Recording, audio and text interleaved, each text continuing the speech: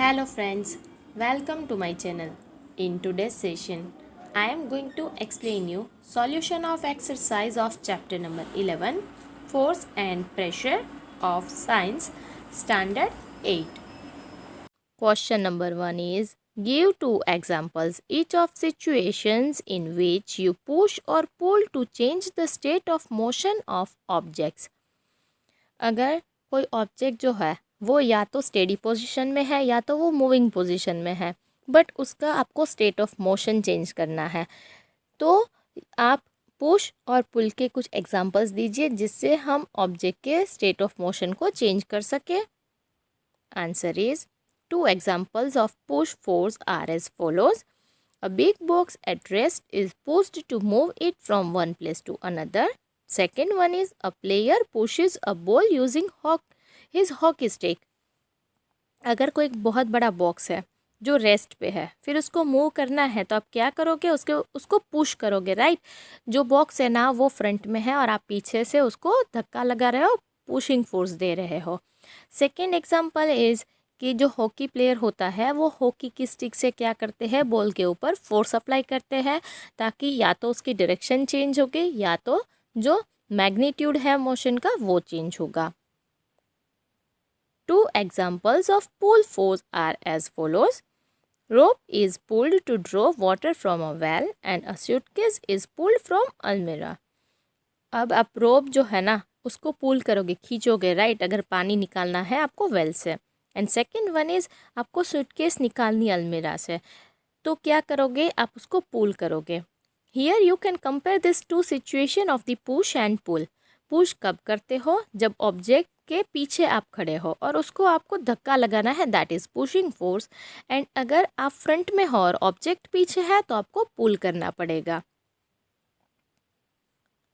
Next question is, give two examples of situations in which applied force causes a change in the shape of an object.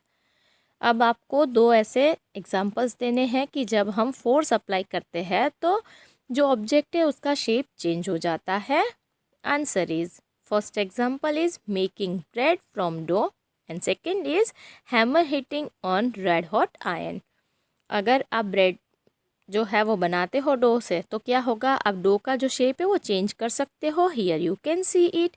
And second one is, अगर आप iron जो है उसको heat provide करोगे, गर्म करोगे और उसके ऊपर अगर हैमरिंग करते हो तो उसका शेप जो है वो भी चेंज होता है.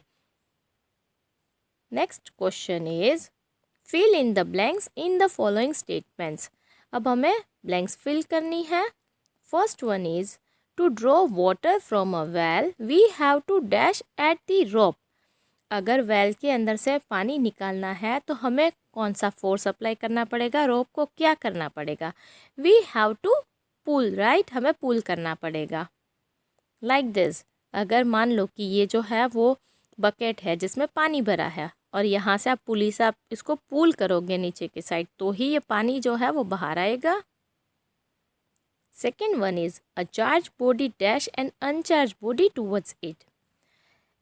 This one is an example of the electrostatic force. जहाँ पे अगर आप चार्ज बॉडी जो है वो उनको अनचार्ज बॉडी के पास लेके जाते हो तो क्या करते हैं? It attracts. So charged body attracts uncharged body. Next is, to move a loaded trolley we have to dash it.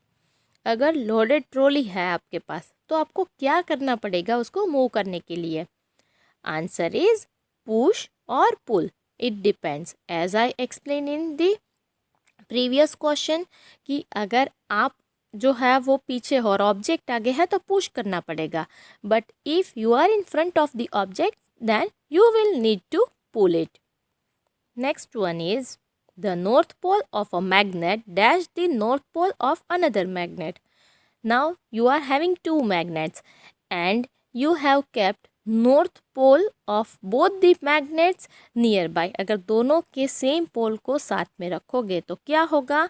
Answer is definitely repel, because same poles repel each other while opposite poles attract each other. Next one is, an archer stretches her bow while taking aim at target. She then releases the arrow. which begins to move towards the target.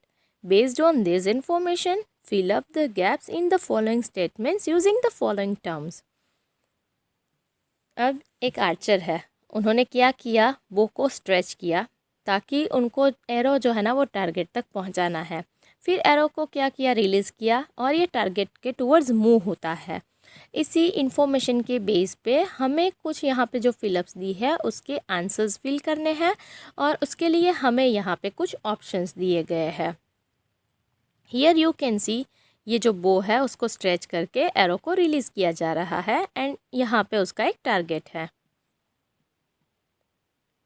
First one is to stretch the bow, the archer applies a force that causes a change in its dash. अब जो बो है उसको stretch करने के लिए Archer क्या कर रही है, वो फोर्स अप्लाई करती है, राइट। तो क्या होगा, बो की क्या चेंज होगा, शेप चेंज होगा, right. Here you can see shape जो है वो उसका कंप्लीटली चेंज हो रहा है। Next one is the force applied by the archer to stretch the bow is an example of dash force.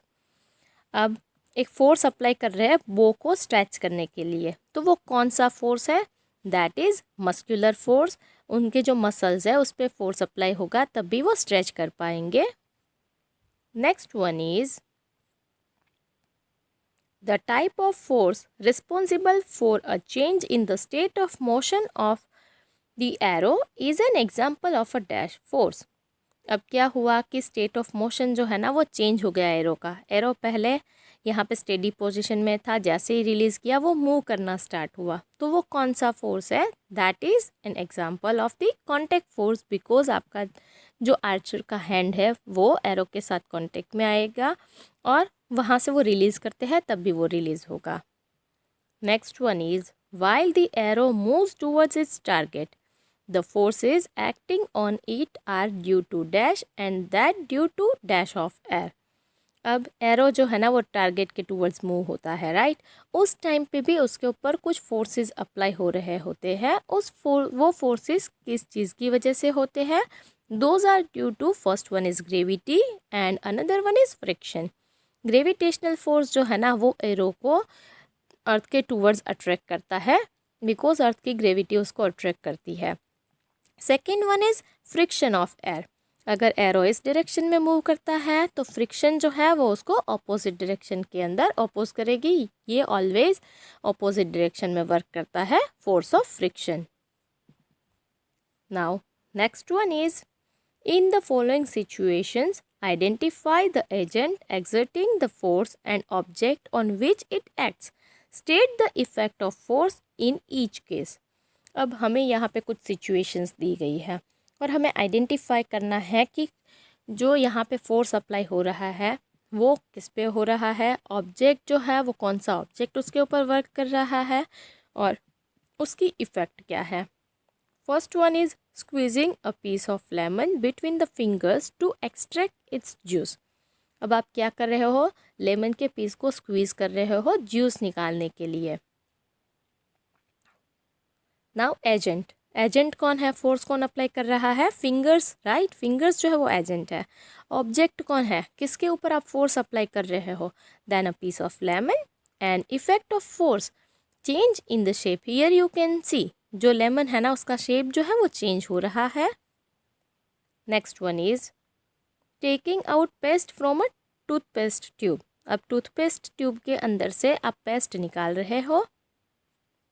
Then again agent is fingers, finger से आप force apply कर रहे हो। ऑब्जेक्ट किसके ऊपर फोर्स अप्लाई कर रहे हो, it is on the toothpaste tube and effect of force is change in the shape of the object. Next is a load suspended from a spring while its other end is on a hook fixed to a wall। अब आप क्या कर रहे हो, load जो है ना वो सस्पेंडेड है स्प्रिंग के ऊपर और दूसरा जो एंड है ना वो फिक्स है वॉल के ऊपर। हियर एजेंट इज़ लोड, अब फोर्स जो है वो लोड पे आएगा, ऑब्जेक्ट जो है वो स्प्रिंग होगी। Then effect of force change in the shape, यहाँ पे भी जो चेंज है स्प्रिंग का वो चेंज होगा बिकॉज लोड है वो स्प्रिंग के ऊपर फोर्स अप्लाई कर रहा है। Next one is an athlete making a high jump to clear the bar at a certain height. अब एथलीट जो है ना वो जंप कर रहा है ताकि जो सर्टेन हार्ट है उसको क्लियर कर पाए। Then agent is muscles of athlete, athlete के जो मसल्स है वो फोर्स अप्लाई करेंगे, किसके ऊपर होते हैं, एथलेट के ऊपर ही फोर्स अप्लाई हो रहा है, right. And effect of force is change of state of motion, पहले एथलेट जो है ना वो रनिंग पोजीशन पे था, फिर उसका स्टेट जो है वो चेंज हुआ, उसने फिर जंप किया। Now next question is a blacksmith hammers a hot piece of iron while making a tool, how does the force due to hammering affect the piece of iron. अब blacksmith जो है ना वो iron के piece के ऊपर जब hammering करता है तो जब हम फोर्स लगाते हैं तो क्या इफ़ेक्ट होती है। Answer is the force due to the hammering change the shape of the piece of iron. अब जब हॉट आयरन के ऊपर हैमरिंग की जाती है तो उसका जो शेप है वो चेंज होता है। Next question is an inflated balloon was pressed against a wall after it has been rubbed with a piece of synthetic cloth. It was found that the balloon sticks to the wall. What force might be responsible for the attraction between the balloon and the wall? अब आपने क्या किया है, एक inflated यानी एक फुला हुआ बलून लिया है, then you try to pressed it again the wall, तो क्या हुआ कि वहाँ पे वो स्टिक हो जाता है, वो अट्रैक्ट होता है, बट वहाँ पे फोर्स अप्लाई करने से पहले व्हाट यू हैड डन, आपने वो बलून को ना एक सिंथेटिक क्लॉथ के साथ रब किया है और फिर उसके साथ वो अट्रैक्ट होता है। देन कौन सा फोर्स जो है वो रिस्पॉन्सिबल होता है कि बलून एंड वॉल के बीच में अट्रैक्शन हो। Answer is electrostatic force is responsible for the attraction between the balloon and the wall, because when you rub the balloon with a piece of synthetic fibre, तो क्या होगा, synthetic cloth के साथ जब आप रब करते हो तो बलून जो है वो चार्ज होता है and wall is uncharged body. तो इलेक्ट्रोस्टैटिक फोर्स के अंदर क्या होता है, चार्ज बॉडी जो है वो अनचार्ज बॉडी को अपने टुवर्ड्स अट्रैक्ट करती है, इसीलिए बलून जो है उसके साथ स्टिक हो जाएगा। Next question is name the forces acting on a plastic bucket containing water held above the ground level in your hand. Discuss why the force acting on the bucket do not bring a change in its state of motion. अब मान लो कि आपके हाथ में एक plastic की bucket है जिसमें पानी भरा हुआ है और वो ग्राउंड लेवल से ऊपर है आपके हाथ में, तो उसके ऊपर कौन से फोर्सेस अप्लाई होंगे। एंड सेकंड वन इज़ जो आपके हाथ में बकेट है ना उसका स्टेट ऑफ मोशन चेंज क्यों नहीं हो रहा है, that is a question. Answer is there are two forces acting on a plastic bucket. First one is muscular force is acting in upward direction.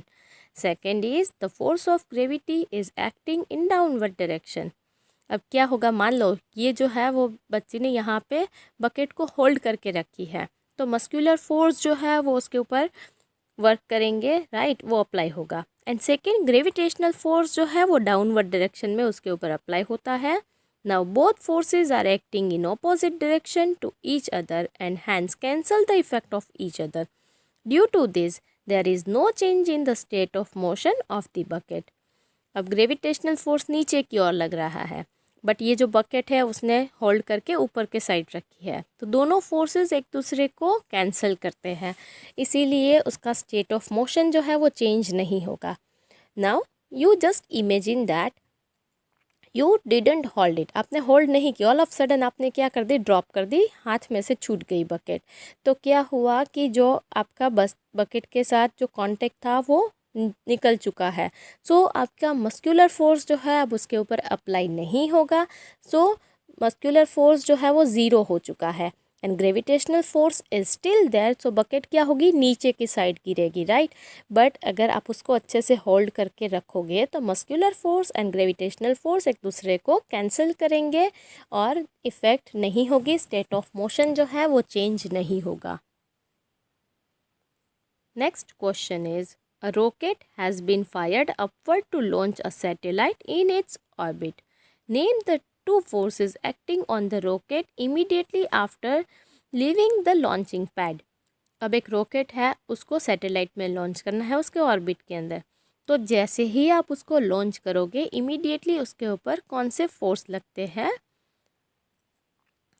Answer is the two forces acting on the rocket again are given below. The force of gravity which pulls the rocket towards the ground, and second one is the force of friction due to the earth atmosphere which opposes its motion. अब जैसे आप इसको launch करोगे तो एक तो gravitational force लगेगा जो अर्थ के टूवर्ड्स इसको अट्रैक्ट करेगा, बट उसको ग्रेविटेशनल फोर्स से ज़्यादा फोर्स से हमें ऊपर जो है वो उसको लॉन्च करना होगा, so it won't fall down. And second one जो है वो फोर्स ऑफ फ्रिक्शन, एटमॉस्फेयर के अंदर जो एयर है उससे इसको फ्रिक्शनल फोर्स लगेगा, और ये फ्रिक्शनल फोर्स को अवॉइड करने के लिए ही उसका जो फ्रंट पार्ट है वो शार्पन किया जाता है। Next question is, when we press the bulb of a dropper with its nozzle capped in water, air in the dropper is seen to escape in the form of bubbles. Once we release the pressure on the bulb, water gets filled in the dropper. The raise of water in the dropper is due to pressure of water. Second option is gravity of the earth. Third option is shape of rubber bulb, and fourth option is atmospheric pressure. अब आपने ये कभी experiment किया होगा कि अगर आपके पास dropper है ना तो उसको आप वाटर के अंदर डिप करो, फिर उसका ऊपर का जो नोज़ल है ना उसको जैसे ही प्रेस करोगे तो बबल के फॉर्म में एयर जो है वो रिलीज़ होती है, और जैसे ही आप उसके ऊपर से प्रेशर रिलीज़ करोगे तो पानी जो है वो ड्रॉपर के अंदर भर जाता है। तो ये जो वाटर रेज होता है वो किसकी वजह से होता है? Options are pressure of water, gravitation of the earth, shape of the rubber tube और एटमॉस्फेरिक प्रेशर। किस वजह से ये वाटर के अंदर राइज होता है? Answer is atmospheric pressure. Atmospheric pressure जो है उसकी वजह से, ये प्रेशर की वजह से ही ये ग्रेविटेशनल फोर्स के ऑपोजिट डायरेक्शन में मूव कर रहा है, बिकॉज ग्रेविटेशनल फोर्स जो है वो डाउनवर्ड डायरेक्शन में अट्रैक्ट करता है, जबकि वाटर जो है वो राइज हो रहा है, ऊपर की साइड जा रहा है। I have explain you entire exercise. Thank you.